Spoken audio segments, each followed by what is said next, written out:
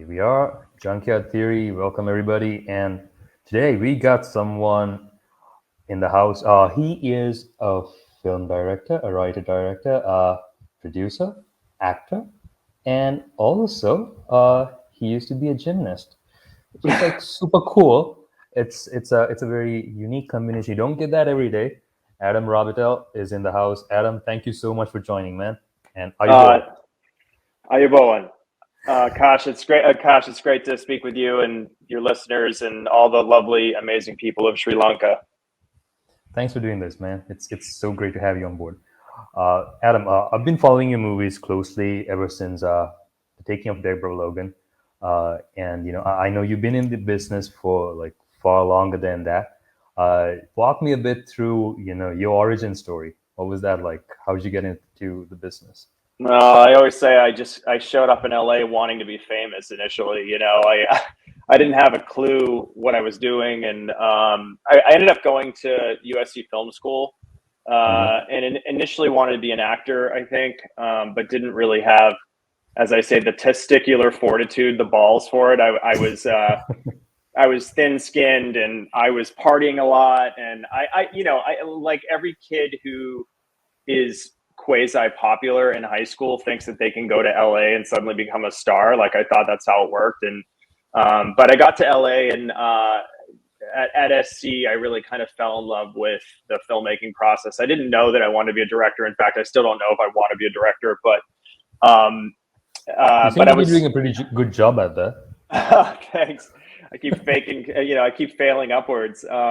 But yeah, and I fell in love with entertainment. I've always felt like I was never going to be one of those people that had a traditional job, Hmm. and I love language, writing was really hard, so it took me about a decade to figure that out. But yeah, I started as an actor, and as I was saying off camera, I wanted to be a stunt person. I did a lot of martial arts and gymnastics, and so I thought, yeah, I'll just be a professional ninja on screen. So that was the thinking for a while, and I graduated from USC. I made a lot of mistakes. I was just partying way too much, to be completely honest, and not really serious about my career. But I was able to do a stunt job on X-Men. I was working with Ray Park, who played Darth Maul in Star Wars. He played Beast in the first X-Men movie. And he was teaching me wushu moves and stuff, and it was super cool. And I got hit by Sabretooth, this big mutant, and he knocks. Yeah. I'm standing behind Halle Berry, and I get knocked off camera. It's a ratchet, this sort of like this incredibly tight woven thing that holds your chest, and then the cable pulls you. So it was a really cool stunt that I got to do. And I was going to do a stunt. I was going to be a stunt person, and then Gary Jensen, the stunt coordinator, an older guy, handsome guy, and then like 3 months later, I saw him, and his face looked different, and I was like, Gary, what happened to you? And an air chair, one of these, powered these pneumatic chairs that throw stunt people, it had misfired and hit him in the face. Oh And no. I'm like, oh, you broke every bone in your face. Maybe I don't want to be a stunt person. It was like, I up until that point, I hadn't thought through the real perils of being a stunty, as we call them. They put themselves in real danger. So that was the end of that dream, and I started to edit. I learned how to edit. That was my next sort of like journey in my mid-20s, and I got really good at editing and did behind the scenes movie making stuff. So I worked on Superman Returns. I worked on Dreamgirls. I worked on a bunch of projects where I was able to learn how to do documentary storytelling.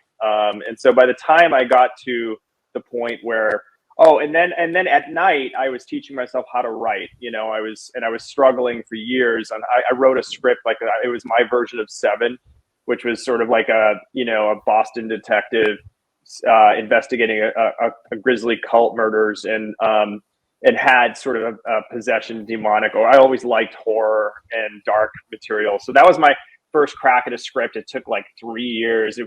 Wasn't very good. I mean, it had some good moments, but it was me learning how to write a script, and still studying well after film school, reading scripts, really being diligent about that, and just struggling, and to finish stuff. My big issue is I have ADD, and finishing anything is always a challenge. And then I wrote a script, and then I fell in love with the story, The Bloody Benders, which is my passion project, which eventually is a movie I'll make. And they were in America, they were a family of serial killers in the 1870s, and they had this young, beautiful daughter, Kate Bender. And it was a family that literally killed 25 people on the Kansas prairie in the 1870s. And I became fascinated with their story, and I wrote this really twisted love story, and believe it or not, wrapped around this family of serial killers. And it was very poetic, but also kind of the best of like a Coen Brothers movie.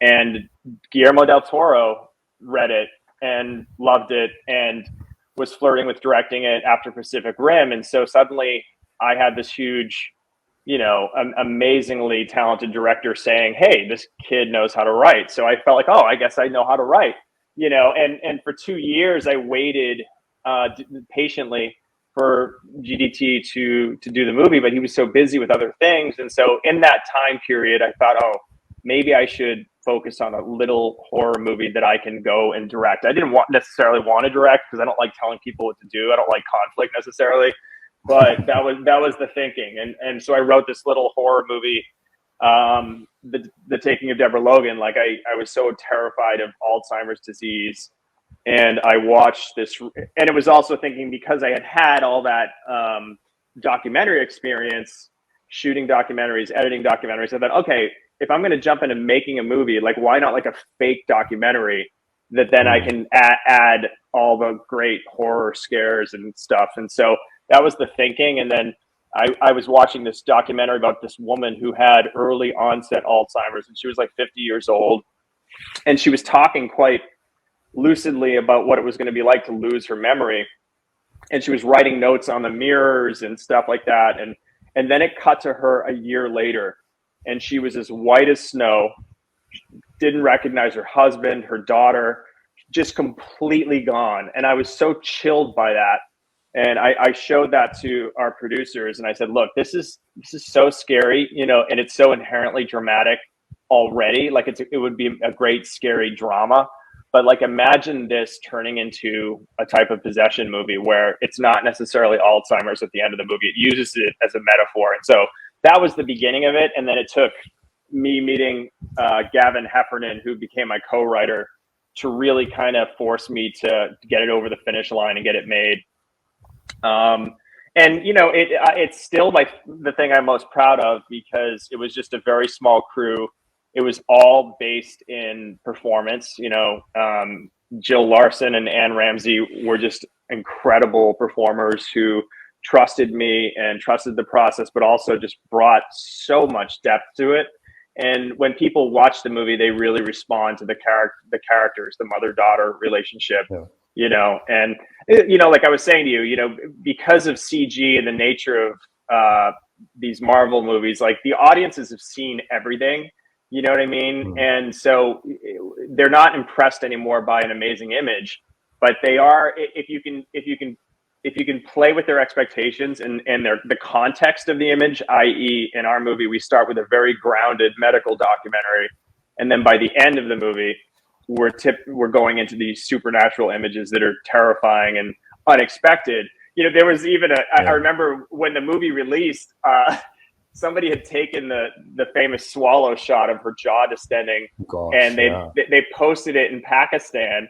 And in Pakistan, there was this whole mountain community that was convinced that this was a witch who was living up in their mountains. You know what I mean? So the image took on its own meaning. It became a meme. It became viral, and so it's been amazing in that respect. Yeah, I still see snippets of that on Instagram or something like that, and people kind of like to play around with it, saying like, "Oh, this is something real, something that happened." And then when you go down to the comments, that's when you actually realize, "Oh, this is part of a movie." That's how I actually, discovered. And you'd be surprised, dude, because I like one of my first studio jobs was to come in and work on a paranormal activity movie and to help rewrite that. And like people just still are like, "Is this real?" You know what I mean? Like so many people just don't, so yeah, and I love found footage, because if it's done well, and I get people complain about shaky cameras and stuff like that, and it's a little nausea inducing, but if it's done well, it feels so much scarier because there's just that little extra part of your brain that goes, oh, this feels real, you know. Yeah. So yeah, and you know, What's funny is Jill Larson, who is the star. She's the sweetest lady to ever meet, and she's never done a horror film, you know. So but she was kind of perfect because she had done a bunch of soap opera stuff and really was used to working with a lot of material on a daily basis, and so that she was just amazing, you know. But she scared the hell out of my crew. I mean, we were maybe, you know, my boom operator would be standing there like, you know, and she's in the bed writhing and speaking perfect French, and we were just like, wow, that is terrifying. So yeah. Talk about it. I mean, the appeal with horror is that, I mean, especially something like found footage. I remember interviewing Oren Peli around 4 or 5 years ago, and he was telling me, like, you know, this is something that he did with like $15,000 probably, and like the most basic HD camera that you could find back in 2006. Yep. And it's just like, you know, the return on investment that you get, like something like Paranormal Activity, you invest like $15,000, it earned back like, I don't know, north of $100 million. So horror definitely has that commercial appeal, but at the same time, it just has something very subliminal and psychological that audiences inherently connect with.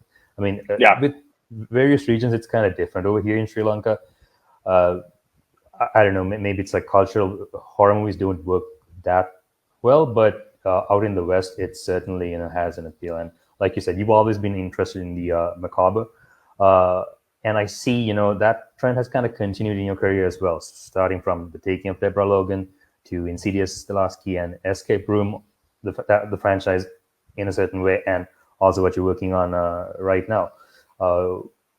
What about horror does, like, what really gets to you? I mean, is it just the fact that uh, you know, you can do so much, you can just play around with so many things, which, like you said, like Alzheimer's, take something that's real, like, you know, set in the real world, scary, use it as a metaphor, and, you know, spin it on its head, or is there something else too? I think it's a little bit of both. I mean, I was raised Catholic initially. I'm now what I would consider agnostic. Like, I want to believe, but I think, but you know, as a kid walking through a basement of our Catholic church and looking up and seeing this man impaled on a cross and these images of blood and, you know, of saints, these mournful, scary effigies of Christ on the cross. And that was like the first horror image. And I remember the nuns walking by and they looked like witches, you know, with these big habits. And then my grandmother, who I was very close to, raised me on really, really, really scary ghost stories that happened to her, that happened to the family. And so from a very early age, I was open to the paranormal. Mm-hmm. And as I've gotten older, I've started to embrace science more and empirical thinking. And like, I want to believe, and I think the afterlife and the idea that this is not all that there is, I think I've just reached middle age, and I've been telling people a bit of a midlife crisis where I'm like, oh, okay, if I'm healthy and I live, you know, maybe I'll live another 44 years and I'll be 88 when that would be like, knock on wood. But this idea of death and of what lies in wait for us, do we really just become, you know, worm food, or is there something else? And I think that drives my anxiety. And horror is a way to look at that, look at the taboo, look at our own mortality in a really fun way. And yeah, I think certainly people like to be scared in a group. There's something really fun about the visceral reaction to people all reacting to your movies, you know, screaming, holding their dates. So it's the most manipulative genre in a way. And you've had that since like caveman days as well, right? You gather around a campfire and like tell each other stories, and it's existed throughout like all cultures. I guess that absolutely. And look, cinema. I mean, I think any of us can look at the news right now and see what's happening in the world, and like that to me is way scarier. You know, our country almost imploded. You know, we almost had a resurrection, an insurrection. You know, global warming, because of you know, these countries are all kind of pulling away from the global theater now. We're saying global warming, you know, it's becoming a less of an important thing. Russia, Ukraine. I mean, it's a really, really scary time for global events. And so horror, in a way, it's not that scary in a way. It's much more expressive. It's much more about archetypes. And so I think for that reason, I gravitate to it as well. And, again, it's also part of it's just business. I'd love to go make a little drama, about two kids in love, but those movies aren't making money at the box office anymore. You have to cut through so much content. So I think a movie like Insidious, that was, James and Lee Wanell, they made that little movie for very little money. It sort of resurrected their entire career, but it was I saw that movie at AFI when James presented it, and it was just such a delight for the audience to watch that movie and to feel like they'd gone on this thrill ride. And so yeah, and look, I want to believe, and so by doing these movies and doing these investigations, I'm hoping that I've never had a psychic experience. I mean, I've had dreams and stuff, but my grandmother was really convinced, and she's since passed on, but I haven't heard from her. Maybe that's part of my midlife crisis, but fingers crossed you get a message from the other side. Indeed. And horror has also become kind of like this genre that debut filmmakers they cut their teeth on. Yeah. And that's pretty much what you did too. That's what James Wan, Lee Wanell, everyone's kind of like done. Aaron Pelly. Is there any other genre that you wish you probably might have done besides horror? Yeah, I mean, look, I'm always cracking jokes. I love to laugh. I mean, humor, comedy is certainly the inverse of horror. They're both based on timing. They're both based on a sort of a setup and a payoff. It would be fun to do that. I mean, I'd love to go do a little indie drama. The Bloody Benders is much more of a Western than anything else. It's a Western, sort of like I sort of call it a Sweeney Todd on the prairie. And I certainly, Escape Room was a jump into, and getting to do Escape Room. Like I consciously remember thinking, like, James Wan has created this whole Conjureverse, which is just incredible and so profitable, and these spin-offs and stuff. And I was like, James is like the Michael Jordan of jump scares. So when Escape Room came to me and I saw how successful they were all over the world, it was an opportunity to step more into action horror than to just do straight supernatural horror. And so I was just thinking, like, in a way to do a very cinematic movie that was more about spaces than it was about ghosts. And so that was my thinking. And then, so to answer your question, like, I think the next iteration, like, I'm working on a couple of sci-fi projects that are more like what's my looper? What's a world building idea that is, the $30 to $40 million range that creates a cool world, but is not a huge Marvel movie. I'd love to make a movie like Prisoners that is, Villeneuve's Prisoners, which was an amazing script, but it was just a meditation on the depraved levels that we'll go to try to help our loved ones, the human condition. But I don't even know if like a movie like Prisoners would go to theaters now. You know what I mean? It's changed that much. So it's very questionable, but I guess something like that would like totally work on streaming. But again, there are so many factors, I guess, that you need to measure its success. Right. Yeah. And it's like there's a lot less, again, to any movie. So if I make an Insidious movie, if I make another little horror movie for under 10, they still have to spend $40 to $50 million to advertise it. So you're in the whole 60 million, so to break even, you got to get up to 100. So it's tough. It is really tough, It is. And I found myself that's part of why this show has been a saving grace is after Escape Room, I've had 2 back-to-back hits. The sequel wasn't a hit, but it was also released in this weird time in the middle of the pandemic. And I think, frankly speaking, it was not the right time to release it. But I found myself chasing box office ideas. Like, what's the high concept idea that I can see marketed? And I fell into a bit of a trap with that versus thinking, what's the story I want to tell? You know what I mean? And so now I'm stepping back on what's the story I want to tell? talk to me a little bit about that particular dilemma. You want to do something that really hits commercial, something that's commercially viable, but at the same time, then you realize that you're probably chasing the wrong thing, and Yeah. sustaining your enthusiasm over a period of 3 years, it's no joke, right? It's something that's kind of it gets tougher, I guess. As I've never done a feature film, I've done shorts, but even with shorts, once you pass like the 6 month mark, sometimes you just Oh feel God. like, oh, what are you doing? Oh yeah. Oh yeah. I mean, and it happens at every stage. When you're writing it and developing it, you're like, this. By the end of it, you're like, this is terrible. Like you're in love with it at the beginning, and then you're just like, this is the worst piece of shit thing I've ever written. And then, yeah, when you get into the movie, like people don't realize, the directors, it's like it is like you said, it's a 2, sometimes 3 year commitment, and you're just sitting in that editing room, just going, oh, none of this works. You become so cynical to the thing you're looking at constantly. It's like watching paint dry. So that's really tough. And yeah, movies by their very nature now have to be dumbed down. They have to be very simple.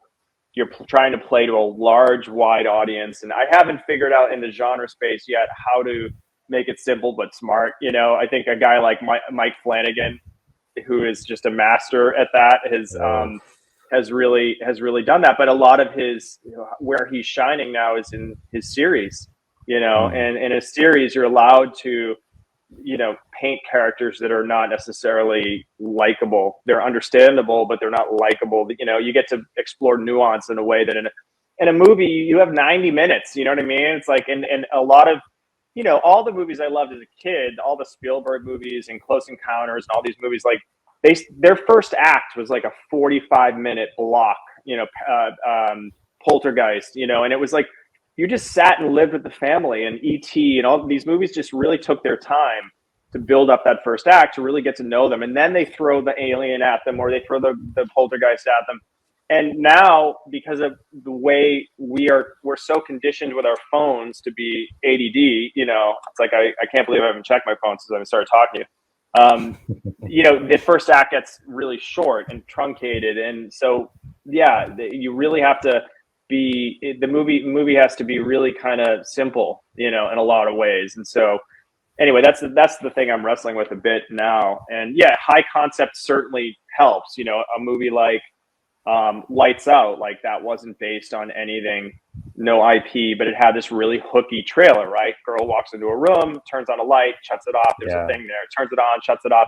And you can see, boom, like the audience, like those kids, the millennials, date movie, I'm in there, man. Let's go see that movie, And so I think in a way, we're sort of, and by the way, all the studios now are run by marketing people. I mean, that's who calls these shots. So but I admittedly don't like, it's not that I don't like Marvel movies. They don't, they're beautifully made and they're huge, but they're all the same story to me. You know what I mean? And they all feel like the same story. And they're, in a weird way, when the fate of the universe, with planets being destroyed, when that becomes the stakes, it's like there's no stakes in a way. It's like too big. You know what I mean? So, yeah, it'll be interesting to see where I gravitate to in the next couple of years and what interests me. Taking off Deborah Logan, was that like an independent feature, or was there studio backing behind that one? Independent. Yeah, it was independent. It was done with Millennium, Avi Lerner's company at the time. And it was sort of like a pre-sale situation, but we had no distribution really, and then they just kind of sold it off to Netflix when it was done. Gotcha. Okay. Interesting. I want to come back to something you mentioned earlier: setup and payoff. So you kind of compared comedy and horror, like both on different sides of the spectrum, and they kind of employ the same technique. It's all about timing. It's all about setting something up and then paying it off. Which I think you've done really well in your horror films. How do you craft the perfect scare? Because it's not always visual, right? I mean, like sometimes it works. When you read the screenplay, it doesn't sound as scary as it should be. But then when the visuals come in, when the score comes in, and the sound effects come in, it's like that combination of everything plus the perfect timing that just delivers it like right there. What's your process of crafting that? Does that happen mostly during the pre-production stage, or is it like you go into post and then chop it up, see what works best? Yeah, look, I mean, it depends on project to project. I mean, I think the key before you even approach a gag or a scare is to really have characters that you're really, really, really rooting for. If you don't care about Mm. who's walking through the dark room or about to get on that elevator because I haven't done the job to make you fall in love with this person, so that's key first and usually that means a family unit because I think families, and that doesn't necessarily mean it's a family, it could be a bunch of cops, but it feels like a family unit, so you have relationships that we care about. And then this third part of that is before you get to a scare is really understanding character logic, like when characters are making smart decisions, and Mm. when they're making a decision that I can relate to, then I'm going to root for them even more. So then when they're put into a situation, so yeah, you need those three components before anything. And then for me, it's really about psychology. It's about the things that scare me, and I try to, Insidious wasn't a great example because it was much more of a jump scare kind of movie, kind of fitting into that milieu. But with Deborah Logan, like I think you want to create a sense of dread, and a lot of that can be done by setting up a ticking clock, whether it's Alzheimer's or in our show that we're working on, the drug starts to inherently starts to break down your mind and your body and your DNA, and so there's an inherent ticking clock. And then so you get a good sense of dread. What are we afraid of? What does the character want? And then once you kind of really get all those things in place, it just becomes about how to execute. And I think a lot of the times what I would do is borrow from the best. Like I think it's much scarier if you can do a gag without cutting. You know what I mean? There's a Mm. moment, I always say there's a moment in Poltergeist where we're with the mother in the kitchen and the camera pans over with her and then pans back and then all of the chairs are stacked up on, and it's this Oh yeah, yeah. chilling moment. And M. Night Shyamalan, he used that in Sixth Sense, same thing. You're with Toni Collette in the kitchen, you pan over and then all the cabinets are open. And Gotcha. so I think so gags like that are really scary because it feels like we've really hoodwinked the audience. Something really happened. There was no edit. When you start cutting a sequence up, you start diminishing the tension. So the longer you can hold a shot, the better. So Yeah. that's kind of like my guiding principles. And then use of shapes and use of misdirection. So what I found is there's only so many places something can pop out. And James became sort of like, you watch a Conjuring movie and he's just constantly figuring out really cool ways to just set the scene. And you want a pre-scare that gets the character on edge. And the scariest part of The Conjuring for me was literally the little girl sitting up in her bed and she's just pointing at the darkness and she's like, "Do you see it? It's standing right there." And it was her performance and getting the best answer I can have to your question is if a performer is scared and really, really owning that fear, then the audience is going to be scared. If they're just phoning it in or just but if they're viscerally feeling it, Lynn Shay is a great example. She always just kind of goes that extra mile. You feel her fear in her bones. And Yeah. so it's really incumbent on the actor to sell the stakes and to sell the tension. I hope that answers your Gotcha. question. I don't know. It does. It does. You provided kind of like a few different perspectives, and hearing you talk about The Conjuring and all of that stuff, like, my hair stood up on it and like a couple of times, and like it's past midnight, close upon one. So yeah, once this is done, I'm like heading to bed straight away. I don't want to like Okay. stay too much. But yeah, it's certainly interesting. What you mentioned about characters, like finding them relatable and likable. So, quick challenge: what if, say, you have 10 minutes, and this might be any genre. You have like a very limited time because, like you said before, we're in a world where you have attention deficit disorder pretty much everywhere. How would you get the audience to like that character within 10 minutes? I usually try to show characters. My main trick, and this is just a broad philosophy, Mm-hmm. is to show characters that are struggling with something, really struggling with something early on, but are trying to get better. Like nobody likes a victim. Like I heard Scott Derrickson talking about the young boy at the beginning of Black The Phone, black and phone, yeah. and he brought up something that I always knew to be true, which is like, this kid's had a terrible upbringing. He's been victimized, but he's been abused by his father. He's been beaten by the kids at school, and like, that's terrible. But it can be on the nose, and it can feel cloying. But he doesn't hold himself like a kid who's gone through all that. He's trying to fight against his circumstances, and I think you show that early to the audience. You show some small moment. And look, I mean, you know, if you read Save the Cat, like, there's also just doing one, even if he's a son of a bitch, like the lead of your movie or your short is an asshole, but he cares about one thing, his goldfish, you know, his pet goldfish that he really loves and wants to protect and wants to feed diligently. So you need to show the audience. It goes back to Betty Davis back in the classical days, where she said, you know, you can be a bitch the whole movie, but if you give them one moment of vulnerability. So I try to do that in my first 10 pages, is to show whatever the thing is this character needs to fix internally is something that they're fighting against, because audiences will root for you if you are genuinely you're not in stasis, you're trying to overcome whatever the thing is that's keeping you down. Perpetual motion, essentially gaining momentum. Yeah. Trying to get better. Yeah. Interesting. Yeah.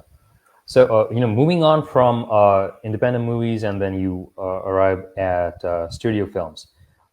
What's that transition dynamic been like for you? Look, it's remarkably similar process all the way through. You have more resources. I think there's certainly more cooks in the kitchen the bigger that the budgets get, and you become much more of a political animal, because you tend to have to bring a lot of disparate voices and opinions together. So you're kind of building fences in a way that's tougher.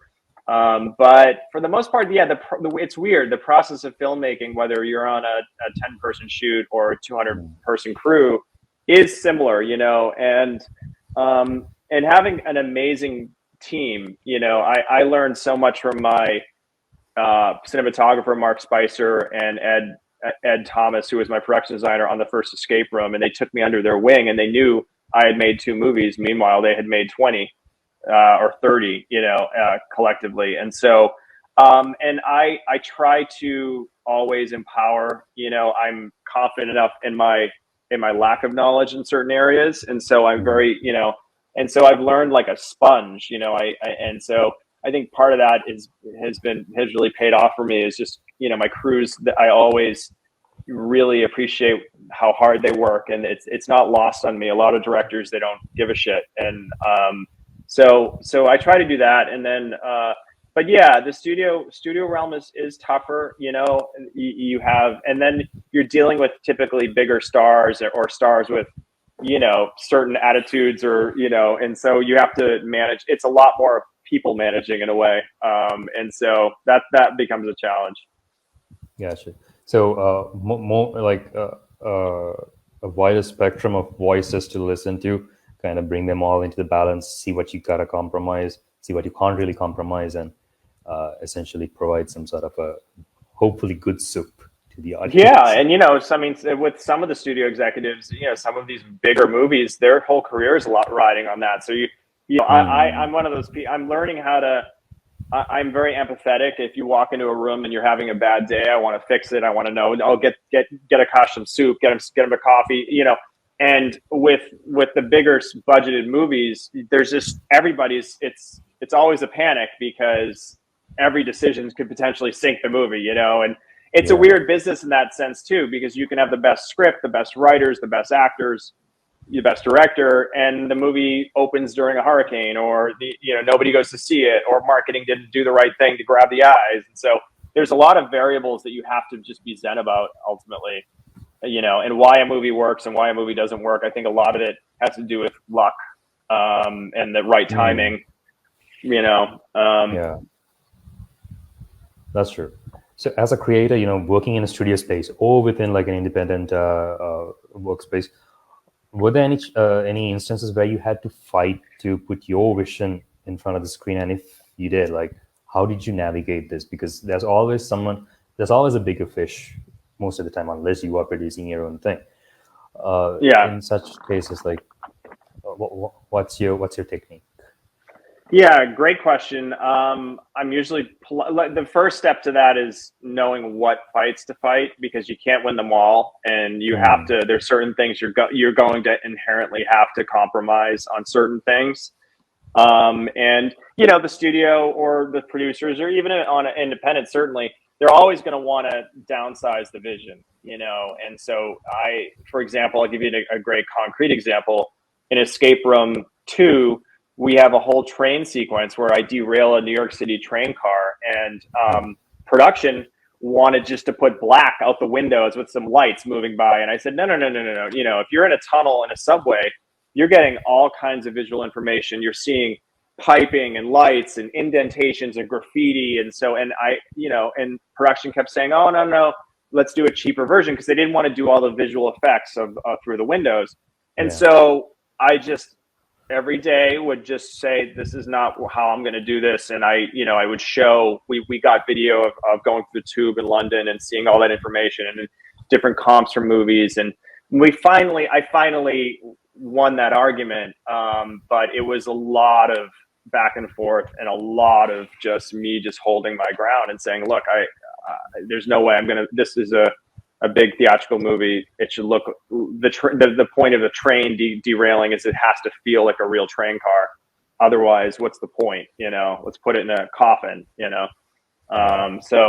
But there's other things where you just can't. You'll get an X number of visual effects shots. A lot of it, when you get into the visual effects movies, a lot of it is like picking and choosing what you're. Okay, we'll do one big wide that shows the set extension, but then we'll be in tight on the set and we won't show the visual effects of it. And so it's about being able to figure out what is most important to tell the story.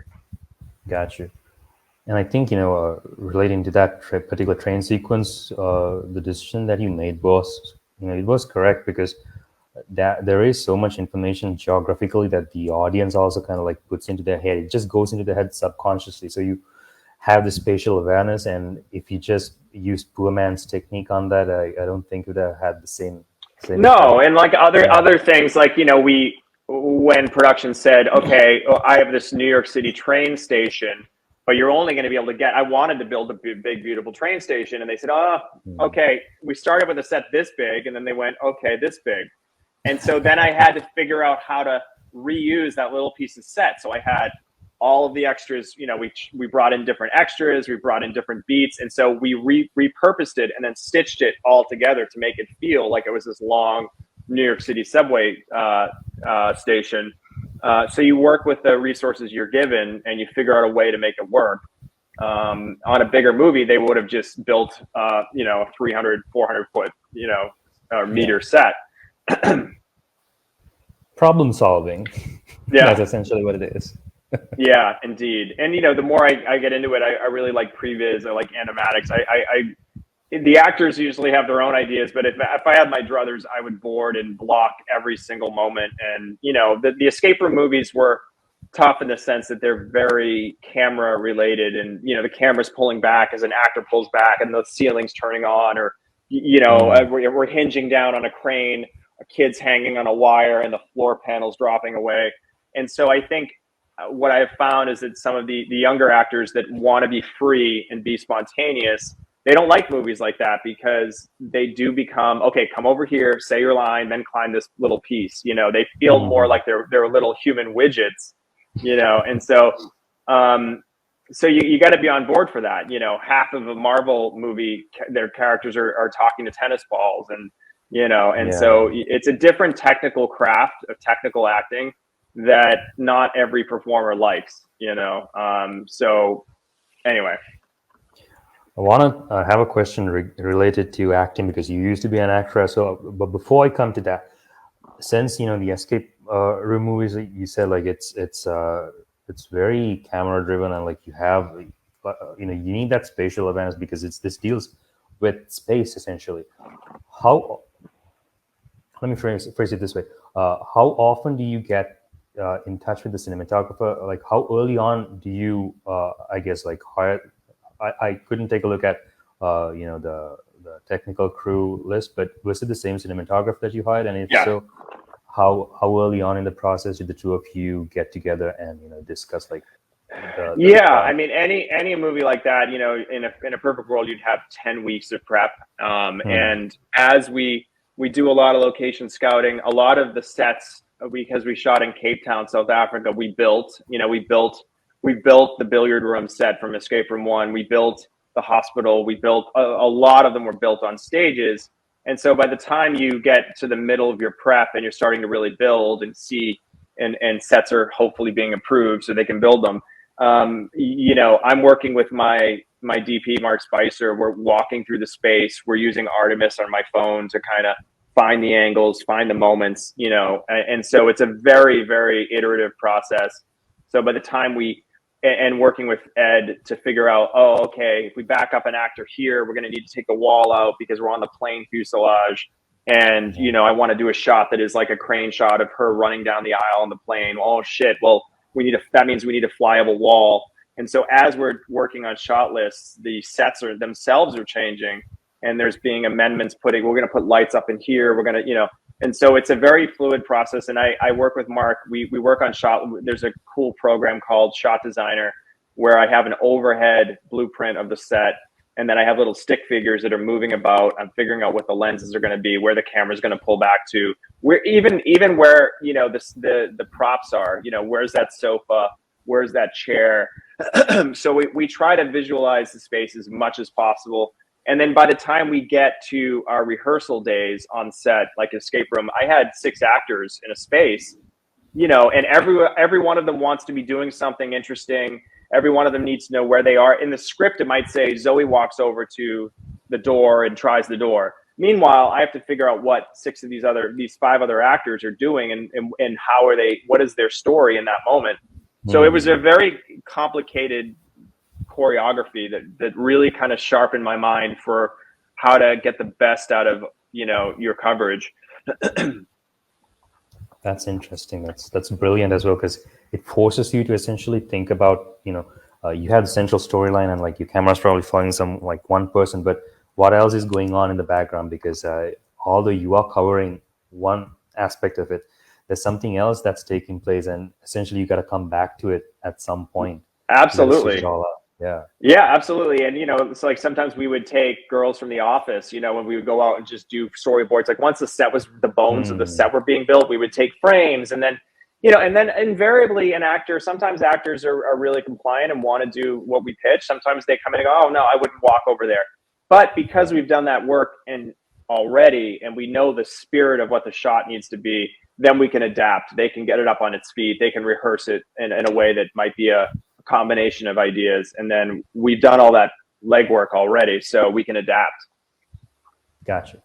And you used to be an actor. You still sometimes, do little cameo roles in your movies as well. So coming from, did I get that right, or did I miss something? I wouldn't debase the term actor. What I did was I spoke sometimes on a mark. Yeah, no, I look. I mean, I loved acting.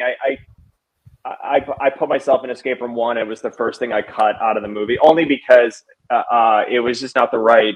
It just was a weird moment in the script, Did and you it cut didn't. it out? Because I was kind of like going through and Yeah, like trying to yeah. find you there. I couldn't. I wasn't great. What was funny, it was a complicated shot, and I was rusty, and it was a steady cam shot with like this revolving door, and it was just Okay. by the fifth take, I finally got one that I could have put in the movie, but it just was a weird moment that didn't need to be in the edit. You know what I mean? It just kind of slowed Mhm. it down. So I think if I do a small movie someday, I might, you know, play around with that again. But by the time I get to directing something, I'm so exhausted that I'd rather give that job to an actor who needs it. You know, Yeah. um, Yeah. But yeah. having kind of like, let's say you flirt around with the idea, any transferable skills that have kind of come from the acting side that have helped you, besides uh, you know giving directions to your actors.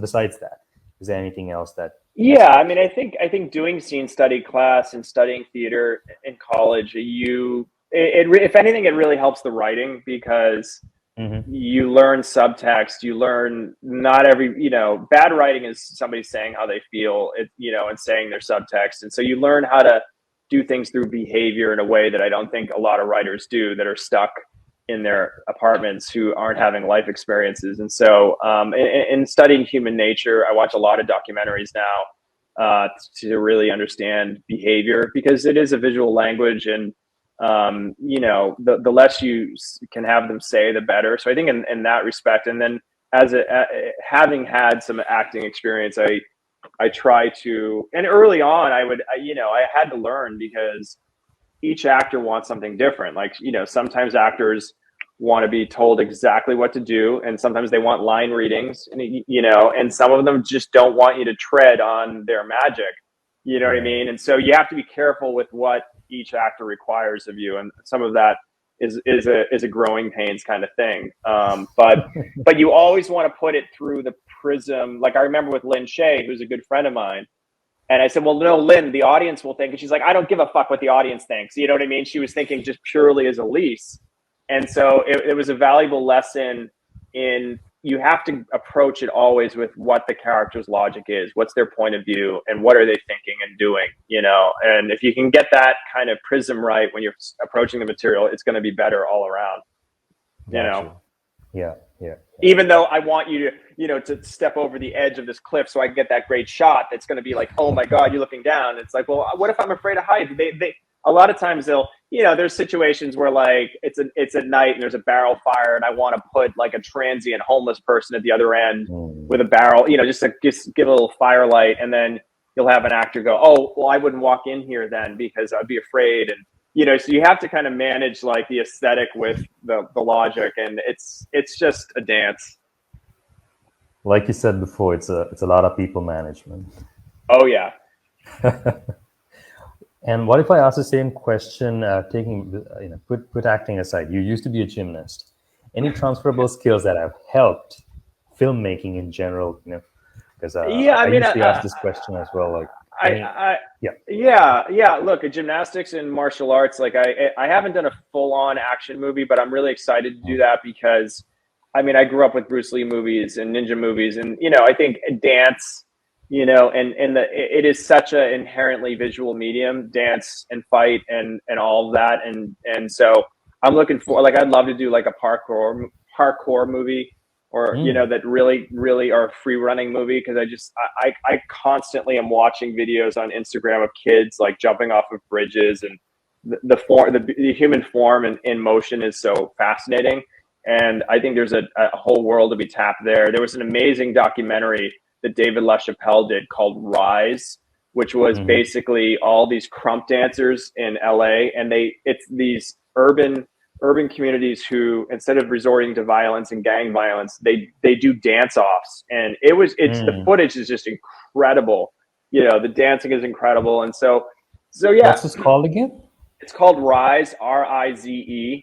Right. And it was powerful. It was really, really powerful. So yeah, I hope that I'm pretty sure that all my physical training helps me think about actors in violent and in the choreography, and I can get in there and speak to a stunt coordinator in a way that it's not just alien to me. I can say, well, what about this? My Kung Fu instructor, Eric Oram, was training Robert Downey Jr. and, Wing Chun is very beautiful, and, and it looks very cinematic. And so he became stunt coordinator on Sherlock Holmes and all that. And so, finding those aesthetics and finding ways of doing stuff that is balletic and really kind of cool appeals to me. Sure. And I would also probably like nobody liked Darth Maul. But Darth Maul's wushu and the stuff he was doing, as silly as Phantom Menace was, you can't deny that, like, what he brought to that character and all of the gymnastics was really, really cool, and kids loved it. Yeah, that's definitely why I think like they kind of brought the character back even in the animated series or like whatever, because he brought the coolness to the film.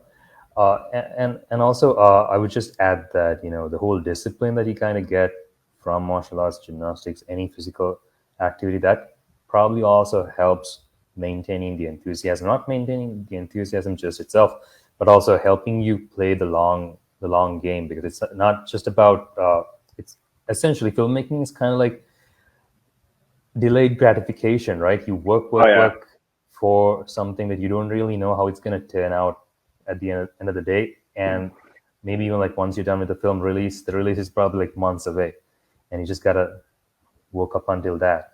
So how's that Yeah. factored? Yeah. And look, I mean, you know, 9 times out of 10, I'm not one of these guys who's going to go and see 3 movies on the weekend. Like, I'm going to go running. I'm going to go hiking. I'm going to get out in the nature. I'm going to go swimming, you know, and for me, I need physical activity because, you know, I would go crazy. And again, with the ADD, like I clear my brain by going to CrossFit, you know what I mean? Yeah.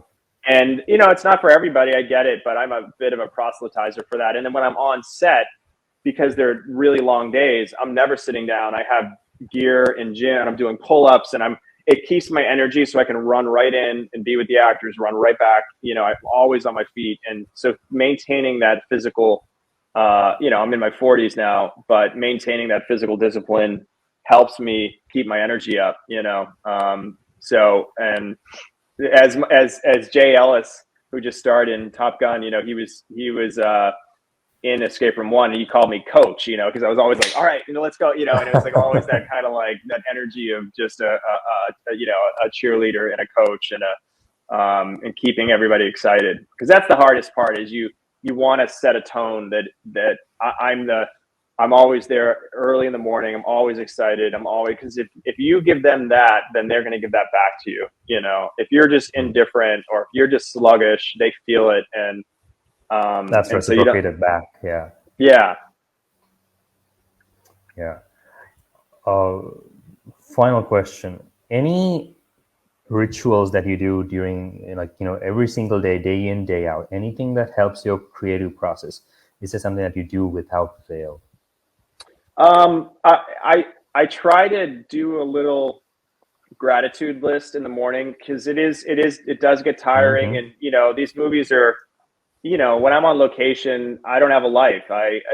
So I try in the morning just to get my head right and just to be grateful, even if I'm dealing with extreme. I mean, I've dealt with some extreme situations and very emotionally charged situations, and I just always try to be of service to the process. You know what I mean? Yeah. And because your life becomes, you know, people think it's so glamorous, but you know, and I did have a beautiful apartment in Cape Town, and but you know, so I try to be of service, and the harder it gets, and the more that people, because when you're directing, when it's going well, they'll take the credit, and when it's going poorly, they'll blame you, you know. And so you have to just be zen about that, and that's something I'm learning, you know. So that's part of it. And then I'm always prepared. I always just try to really, at the end of each night, know exactly what we're going to do. We always have a nightcap meeting where we kind of go, okay, what didn't we get? You know, where are we turning around? Where are we starting? You know, Yeah. and so it's a lot of, you know, scheduling is always just so key, figuring that out, all the moving pieces. So I try to be prepared in the morning, and then lots of coffee, like just coffee intravenously. Gotcha. Actually, I forgot. Like, I had one last question. Critics aren't always very kind on horror movies or genre films, right? And sometimes, I guess, like if you do, I don't know if you do this, but if you do end up reading reviews, sometimes that can kind of like dull you down, make you feel like, oh, I don't want to do this again. But then you have the audience response, and you know, if the audience kind of receives your movie well, it might not matter what the critics say. How do you balance this out? That's a great question. It certainly hurt initially. I remember the first review of my first movie was Dread Central, and they said my Deborah Logan was creatively bankrupt. And so I quickly learned not to listen to reviews. And by the way, that goes for good reviews, because I'm always trying to do better. I'm always my worst critic. I do acknowledge that certain movies are just not going to be for Joe Morgenstern of the Wall Street Journal. Like, you know what I mean? Like, certain movies are just not going to. Escape Room was a bubblegum B movie in a shiny new wrapper, you know, and I knew that going in. So, but yeah, the audience reaction is key. And if it doesn't work with an audience, that's hard. So that's a hard pill to swallow, but you have to listen to it. And that's why, as much as I hate test screenings and as much as I'm breaking out in hives, it's empirically, you want to know what's working in the movie and what isn't. And sometimes the things that you think are working aren't, and sometimes the things you think are flat really play. And you don't know that until you actually put it up with a crowd. But yeah, reviews are tough, and I try not to listen to them. And, you know, I know that I have other critically acclaimed movies in my head, but those aren't the things that that are going theatrical right now for me, you know. So you have to kind of play in your sandbox until you're able to break out. And so I'm okay with it, you know. I'll just laugh my way to the bank when a movie hits, you know. That's a terrific answer.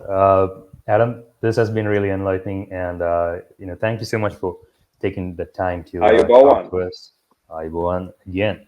And till next time, this is Junkyard Theory, folks.